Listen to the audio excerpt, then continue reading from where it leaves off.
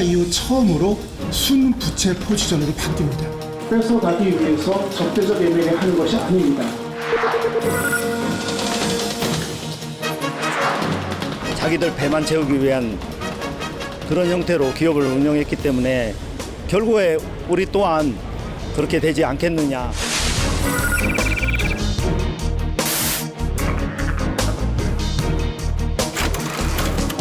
시청자 여러분 안녕하십니까. 그래픽으로 만나는 경제 토크쇼 픽. 복잡한 경제 이슈를 쉽고 명확하게 전달해 드리겠습니다. 친구와 멀어지고 싶으면 동업을 하라. 우리 속담에 틀린 말은 없는 걸까요? 고 최기호, 장병희 창업주가 동업해서 일군 고려아연, 최근에 경영권 분쟁으로 시끄럽습니다. 특히 그 가운데 사모펀드인 MBK 파트너스가 합류하면서 사모펀드의 영향력에 이목이 집중되고 있는데요. 기업의 양적, 질적 성장을 이루는 구원투수인지, 투자 수익만 노리는 기업 사냥꾼인지 사모펀드의 실체 자세히 들여다보겠습니다. 경제 토크쇼 픽 시작합니다.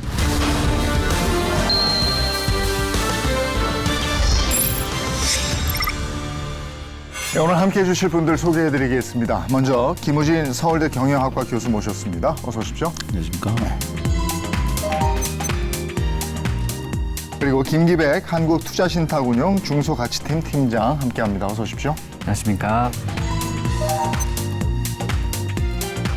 그리고 오늘 이슈를 보다 쉽게 전해줄 이정호 기자도 함께합니다. 반갑습니다. 안녕하십니까. 네. 포브스가 선정한 2023년 한국 최고 자산가 순위에서 삼성의 이재용 회장을 제치고 1위에 오른 인물이 있습니다. 바로 MBK 파트너스의 김병주 회장인데 아시아 사모펀드 시장의 개척자이자 대부다 이런 평가를 받고 있습니다. 네, 김병주 회장은 국내 사모펀드 제도가 도입된 2004년 이후 단 20년 만에 국내는 물론이고 아시아 최대 규모의 사모펀드를 키워낸 입지전적인 인물로 꼽힙니다. MBK 파트너스는 현재 운용 자산만 40조 원이 넘고요. 그동안 국내에 투자했던 기업들의 면면도 화려합니다. 잘 알고 계시는 홈플러스를 비롯해서 롯데카드, 오렌지라이프, 빌라이브, 한미캐피탈 등 이름만 들어도 알 수 있는 기업들입니다. MBK 파트너스를 이끄는 김병주 회장은 10살 때 미국으로 건너가서 하버퍼드 칼리지를 졸업을 했고요. 이후에는 하버드 MBA 과정을 수료했습니다. 이후 골드만삭스와 설러먼 스미스 바니 등을 거쳐서 칼라일 그룹에서 아시아 회장직을 역임하기도 했습니다. 김병주 회장은 지난해 포브스가 발표했던 한국의 50대 부자 순위에서 자산 가치 97억 달러를 기록해서 80억 달러의 이재용 삼성전자 회장을 제치고 1위를 차지하기도 했습니다. 10살에 미국으로 건너간 김병주 회장은 사실 인생의 대부분을 미국에서 보냈는데요. 그러면서 미국식 자본주의를 체득한 것으로 알려졌습니다. 따라서 한국 대기업의 지배구조 개선이 필수적이라는 생각도 강하게 갖고 있는 걸로 알려졌습니다. 네, 그렇다면 이 MBK 파트너스가 주로 어디에 투자를 했습니까? 네, 사모펀드 운영사인 MBK 파트너스는 2005년에 설립된 후로 지금까지 동북아시아 3개국 64개 기업에 투자를 하고 있고요. 해당 기업들의 총 매출 규모는 500억 달러 이상으로 추산됩니다. 한국 내에서 진행한 유명한 인수합병은 앞서 말씀드렸던 홈플러스, 롯데카드, 한미캐피탈, 코웨이 같은 기업들이 있고요. 최근에 가장 또 잘 알려진 걸로는 치과용 임플란트 제조업체인 오스템 임플란트를 6억 9천만 달러에 인수한 일이 있었습니다. 다 말씀 들으셨습니다만 이 MBK 파트너스가 요즘 화제입니다. 고려아연 경영권 분쟁에 뛰어든 거죠. 공동 창업주 집안 장씨 일가, 최씨 일가 간의 경영권 분쟁이 어떻게 마무리될지 초미의 관심사인데 일단 저희 오늘 녹화 기준으로 해서 보겠습니다. 지분 구성 이게 어떻게 돼 있습니까 지금? 예, 영풍그룹은 그 장병희 창업주하고 최기호 창업주 두 분이서 공동으로 설립한 기업입니다. LG가 이제 구시허시 이렇게 하듯이 대표적인 우리나라의 두 가문이 설립한 기업인데요. 지금은 이제 그 영풍 쪽 장 회장은 이제 2세 그리고 고려아연의 최 회장은 지금 3세. 그래서 지금 2대 3대까지 내려온 상황입니다. 지금 MBK가 영풍과 이 협업을 하게 되면서 이 주주간 계약을 통해서 영풍이 들고 있는 고려아연의 지분에 대해서 의결권을 행사하는 그런 구조로 돼 있고요. 장 씨들이 가지고 있는 소유 지분 일부에 대해서 나중에 콜 옵션을 또 행사하는 이런 구조로 되어 있습니다. 금융당국의 조사는 물론이고 법정 다툼까지 뭐 이게 어디로 튈지 모르는 거죠. 그런데 한번 생각을 해보면 어디 쪽에 유리한 상황이 되는 겁니까? 영풍 MBK 쪽의 공개 매수는 끝났죠. 83만 원에 공개 매수를 하겠다고 한 거에 대해서 거기가 원래 목표로 한 거에는 미치지 못했지만 그래도 한 5% 정도의 네. 지분을 확보한 걸로 알려져 있습니다. 그러면 원래 가지고 있던 거에 더하면은 약 한 38% 정도. 그리고 이제 고려아연의 최 회장 쪽은 약 한 34% 정도.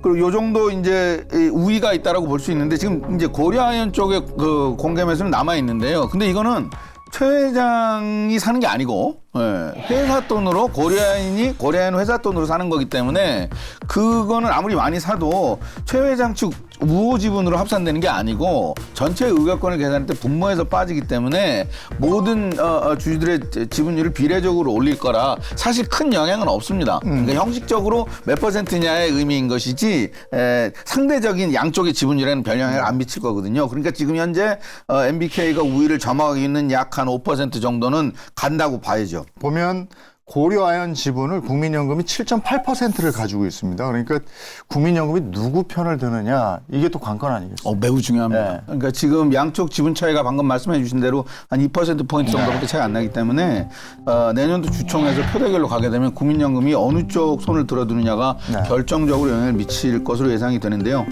그 올해 주총에서는 국민연금이 최 회장 쪽에 손을 들어줬습니다만은 첫 번째 이제 고려아연 쪽에서는 이게 국가기관 산업이고 기술 침탈 이런 우려가 있다라는 거를 주장을 할 것 같고요. 그러면 국민연금이 이게 그런 쪽에 영향을 받게 되면 고려아연의 우호적이라고 볼 수도 있는 것이고 그 다음에 좀 금감원도 또 지금 뭐 또 여러 가지 조사를 하고 있는데 이 양쪽을 지금 다 조사를 하고 있지만 이게 어느 한쪽이 더 잘못됐다라고 나오게 되면 국민연금이 그 잘못됐다라고 나온 쪽에 대해서 손을 들어주기는 또 쉽지 않은 네. 여러 가지 변수들이 영향을 미칠 거로 보입니다. 그런데 이제 첫 번째로 드는 의문점은 MBK 파트너스는 왜 영풍과 손을 잡은 것이냐?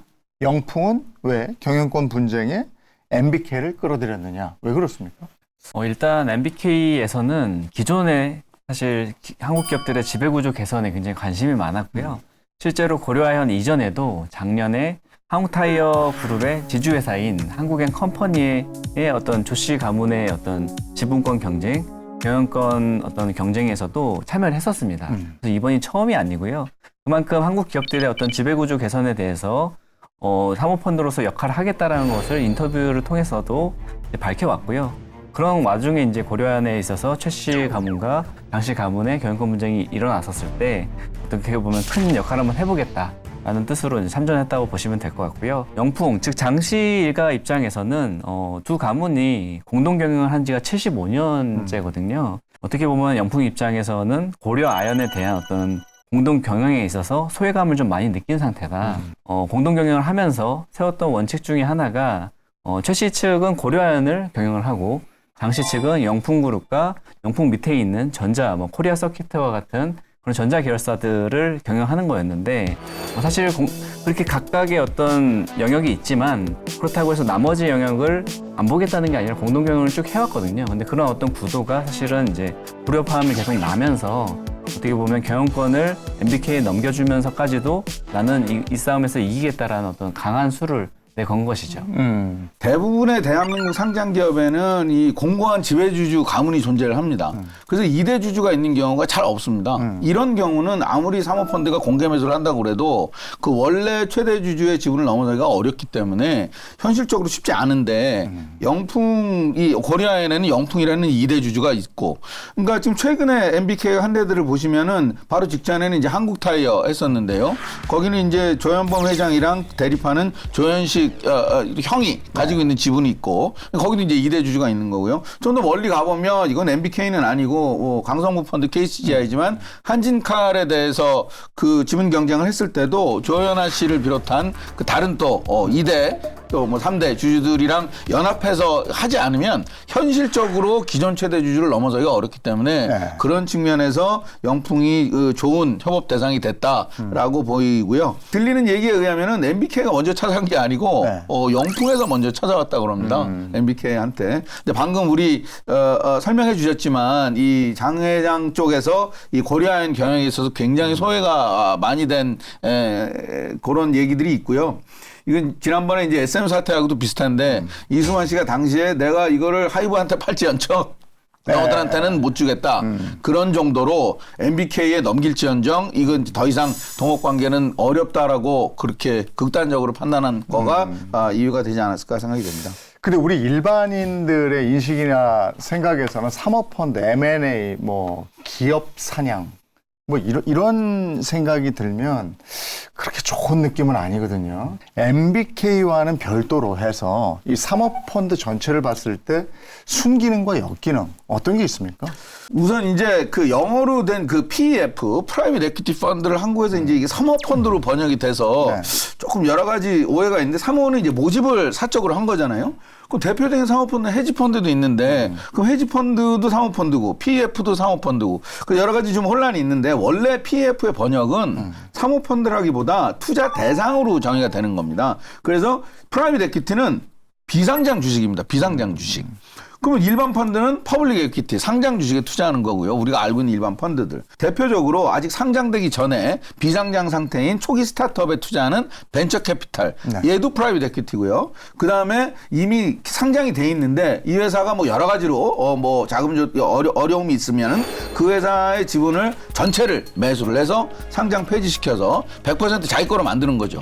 그 다음에 이 회사를 여러 가지 구조조정을 통해 가지고 나중에 제3자한테 매각을 하거나 또는 IPO를 더 다시 시켜서 자기가 투자금을 회수하는 이런 방식으로 이익을 추구하는 이런 이제 펀드입니다.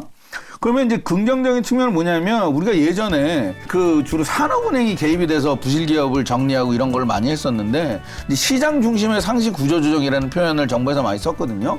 어떻게 보면 지금 프라이빗 에퀴티들이 그런 기능을 수행을 하고 있는 거죠. 좀 애매한 회사들을 완전히 망가지기 전에 주가가 낮을 때 그 회사들을 사서 구조조정을 통해 가지고 이 회사를 다시 가치를 올린다. 네. 이런 측면에서는 이제 긍정적인 게 있는데 대부분의 이제 부정적인 측면은 투자자를 제외한 나머지 이해관계자들 말하자면 특히 근로자나 협력업체라든지 입점업체 이런 데들은 이제 아무래도 이 PEF가 수익성을 추구하다 보니까 기존 이해관계자들의 이익과는 좀 배치되는 방식으로 진행될 수 있기 때문에 그런 관점에서 약간의 사회적인 역기능이 논의될 수도 있겠습니다. 일단 역기능의 사례를 좀 짚어보면 이제 사실 벌써 20년 전의 일인데요. 이제 SK그룹에 대해서 소버린이라는 사모펀드가 사실은 이제 경영권 분쟁을 일으켰었습니다. 그때 당시 때 최태원 회장의 지분율이 낮았기 때문에 장내에서 주식을 매수해서 경영권을 위협하는 것들이 굉장히 좀 큰 이슈였거든요. 지배구조 개선이나 어떻게 보면 총 주주들을 위한 어떤 그런 방향이었다라기보다는 경영권 분쟁을 일으켜놓고 어떻게 보면 이제 거기서 결국 패하기도 했고요. 소버린이 패하기도 했고 그 가운데서 이제 엑시트를 해버리는 그 이후로부터 사실 이제 한국 자본시장에서는 이제 먹튀, 사모펀드들의 먹튀 현상이 있다라는 것들이 사실은 이제 대표적인 그런 어떤 소버린의 SK의 어떤 경영권 분쟁 사례가 있었고요. 사실 락앤락 같은 경우에는 또 이제 유리로 된 그릇 용기를 만드는 회사고 많이 쓰죠. 보통 이제 사모펀드들이 인수를 하고 나면 사실은 뭐 자산을 효율화한다든지 뭐 인력 구조 조정을 한다든지 그런 어떤 수익성 개선을 위해서 하는 부분들이 있는데 사실 그것만 한다고 해서 그 기업이 좋아지지는 않거든요. 실질적으로 그 업에 대한 어떤 깊은 이해가 있어야 되고 방향성이나 전략이 명확해야 되는데 그런 부분들에 대해서 사실 인수 이후에 그 기업들의 실적이 아직 오래되지는 않았습니다만 중간 평가를 내려보자고 한다면 그 기업들의 실적이 별로 좋지 않습니다. 반면에 이제 순기능 같은 경우에는 사실 제가 대표적으로 뽑는 게 예전에 그 한행컴퍼니라는 한국의 이제 토종 PEF에서 시멘트 회사를 인수했었습니다. 볼트온 전략이라는 게 있거든요. 볼트온 전략이라고 하는 것은 단순히 그 기업을 싸게 사서 비싸게 파는 게 아니라 그 기업 안에서 그 기업 산업의 어떤 부가가치를 키우고 아니면 유사한 어떤 기업들을 M&A 해가지고 좀 더 그런 어떤 그런 큰 어떤 그 경영의 효과를 좀 보는 그런 전략들을 볼트온 전략이라고 하는데 실제로 이제 그런 쌍용양행을 인수하고 나서 그런 어떤 기업들의 어떤 가치가 높아지고 이익이 굉장히 크게 성장한 그런 사례들이 있었기 때문에 좋은 사례로서 뽑고 싶습니다. 그러면 고려아연 경영권 분쟁에 참여한 MBK 여기는 어떻습니까? 사실 MBK 파트너스 경우도 그 탁월한 명성만큼이나 좀 사실 잡음도 많았습니다. MBK 파트너스 이번 경영권 분쟁 참전이 마냥 편하게만은 보이지 않는 이유, 과거 M&A 시장에서의 사모펀드들의 행적을 통해서 한번 살펴보겠습니다.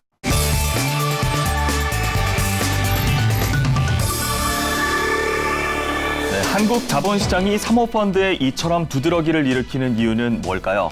실제로 사모펀드들은 나름대로의 순기능을 갖추고 있습니다. 다만 사모펀드의 기업 경영권 확보 목적이 대체로 재매각에 초점이 맞춰져 있다는 게 문제입니다. 기업을 영속적이고 장기적인 비전으로 경영하는 것이 아니라 짧은 시간 안에 되팔기 위해서 인수한다는 건데요. 우리 경제에는 외환위기라는 충격적인 사건이 있었습니다. 당시 국내 알짜 기업들과 기간 산업들이 글로벌 자본의 먹잇감이 되는 것을 보면서 우리 경제 구성원들은 어떤 생각을 했을까요? 사모펀드 역시 대체로 체력이 약해져 있거나 내부적으로 소가리를 하는 기업을 주로 노리곤 합니다. 그들 입장에서는 타자의 아픔이 좋은 매물을 비교적 저렴한 가격에 살 수 있는 좋은 기회로 보이기 때문입니다. 이 같은 부정적인 인식을 모를 리가 없겠죠. MBK 파트너스는 이번 경영권 확보 목적이 기업 성장과 주주 가치 제고를 위한 것이라고 거듭 강조하고 있습니다. 그리고 경영권 확보 이후에도 고려아연을 해외에 매각하거나 구조조정을 단행하는 일은 없을 것이라고 미리 못 박았습니다. 그럼에도 불구하고 오너 경영 위주로 돌아가는 국내 재계 입장에서 사모펀드에게 찍힌다는 건 날벼락 같은 일일 겁니다. 실제로 SK그룹은 지난 2003년 외국계 사모펀드 소버린 자산운용과 경영권 다툼을 벌였던 적이 있습니다.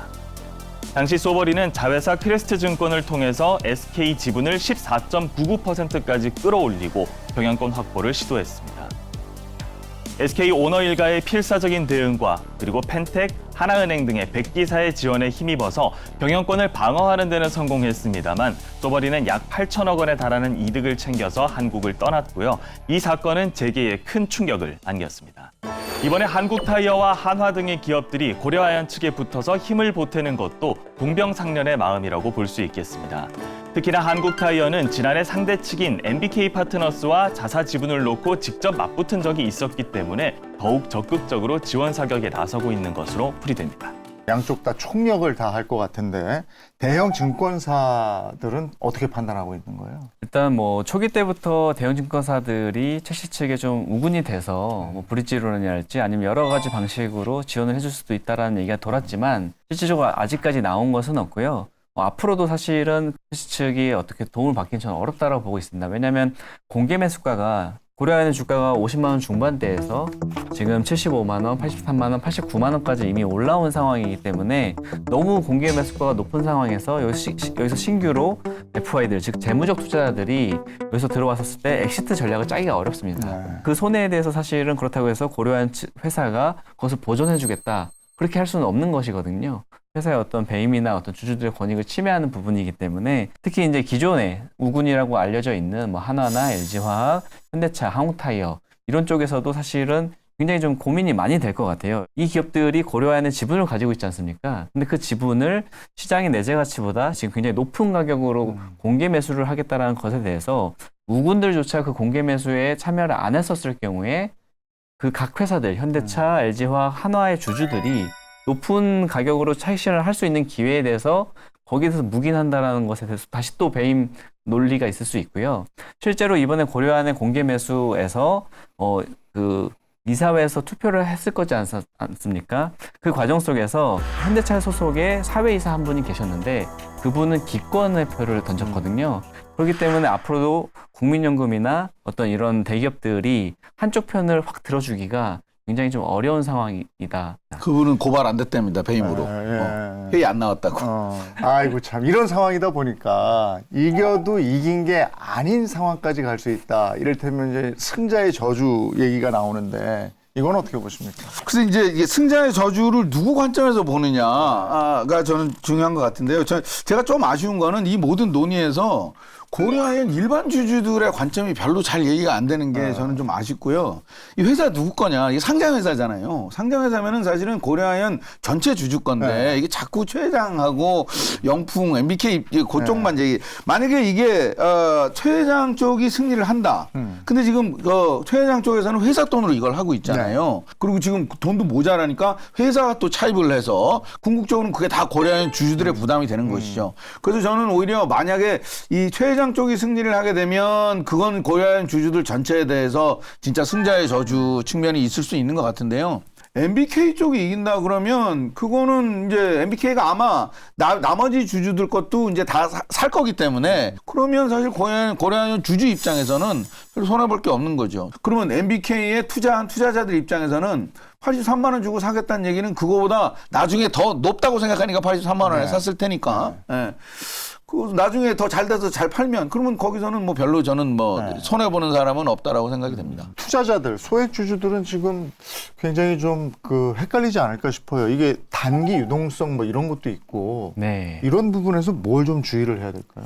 일단은 양쪽이 누가 이기든지 간에 공개 매수가 끝난 이후에는 사실 결국엔 주가는 기업의 내재 가치로 수렴할 수밖에 없습니다. 그래서 투자자들로서는 이제 각별히 주의를 해야 되는 상황이고요. 과거에 이제 SM의 사례에서도 저희가 다 경험을 했듯이 카카오와 하이브의 경쟁 이후에 주가 하락을 이미 경험을 했고 거기에 대한 어떤 보면 투자자들이 이미 학습되어 있기 때문에 이런 공개 매수 경쟁이 끝나고 난 다음에는 주가는 굉장히 빠르게 기업의 내재 가치에 수렴하게 움직일 수밖에 없다라고 보고 있기 때문에 투자자들은 어떻게 보면 그런 부분에서 너무 크게 베팅하기에 좀 어려움이 있다라고 볼 수 있겠습니다. 근데 이런 차원에서 보면 왜 창업주가 마음대로 막 전횡을 뭐 하면서 그 주주의 가치를 훼손할 때 투입이 돼서 이게 어떻게 보면 비슷한데 사모펀드하고 행동주의 펀드라는 게 있잖아요. 그죠? 근데 어떻게 보면 우리 생각은 사모펀드는 약간 좀 안 좋은 쪽으로 많이 생각을 하고 있고 행동주의 펀드는 되게 좋은 쪽으로 생각을 많이 하고 있는 것 같아요.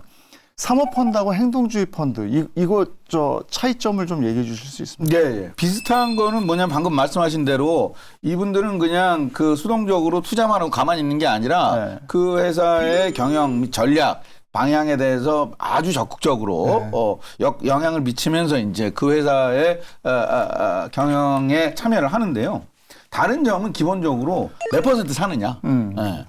그래서 아까 제가 그 PEF 설명하면서 말씀드렸지만 바이아웃 펀드라는 거는 영어로 바이아웃은 다 사는 겁니다. 기본적으로. 그래서 상장 주식을 최대 주주 것만 사는 게 아니고 나머지 일반 주주들 것도 공개 매수해서 다 사는 거죠. 그러면 이제 이거를 나중에 잘 돼서 팔아서 벌면 이게 다 펀드 거기 때문에 이 남의 돈으로 뭐 하고 이런 거에 대한 소위 말하는 대리인 문제가 거의 없다. 전부 자기 거기 때문에 치킨집 사장님이나 프라이빗 에퀴티나 똑같은 거죠. 거의 자영업 느낌으로 이 회사의 가치 증진을 위한 인센티브가 굉장히 강한 그런 측면이 있는 것이고 행동주의는 그만큼 안 삽니다. 사는 게 뭐 한 2, 3% 정도 사고 그걸 기반으로 해서 이제 다른 투자자들을 주로 설득을 하죠. 캠페인이라는 용어를 쓰는데 그러면서 저 회사가 이런저런 이슈가 있으니까 이번에 주총에서는 우리한테 표를 주십시오. 그러면서 일반 투자자들을 설득해서 위임장을 받기도 하고 이런 방식으로 영향을 미치려고 그러는 것이 행동주의. 취득하는 지분의 규모가 완전 다릅니다. 그래서 사모펀드 훨씬 더 크고 돈이 엄청나게 많이 필요합니다. 마침 또 올해가 그 대한민국 사모펀드가 태동한 지 20년이 되는 해라고 그럽니다. 사모펀드가 탄생한 목적 그리고 그동안 우리 경제에 미친 어떤 영향력 어떻게 보십니까? 예, 원래 이제 우리나라의 M&A 시장에서 일반 회사가 다른 회사를 인수하면 이게 잘 안 되는 경우가 많습니다. 대표적인 경우가 금호아시아나가 대우건설 인수했던 거, 대한통운을 인수했던 거.